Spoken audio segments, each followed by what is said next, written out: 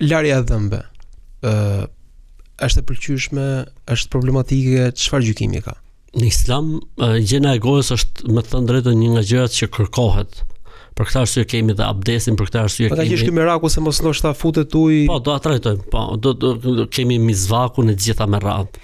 Përdorimi i furçave dhe i pastave të dhëmbëve nuk përbën asnjë lloj problemi në momentin që njeriu atë masën e shkumës që krijohet e nxjerr jashtë. Pra në momentin që masën e shkumës e nxjerr jashtë dhe pastaj e pastron gojën dhe prap e nxjerr, le të themi, jashtë, nuk po bën problem pastaj pse ngelet shija, pse ngelet aroma, më duket sikur shkoi diçka poshtë, nuk ka lidhje fare. Pra, sepse edhe kur përdorim mizvakun, patjetër që shkon diçka poshtë. Pra edhe mizvaku ka një përqindje, ka edhe aromë, ka edhe një lloj lëngu, po ka edhe fije, domethënë.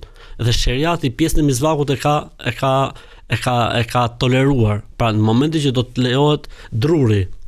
Pra se mizvaku në fund fare është shkop, është dru.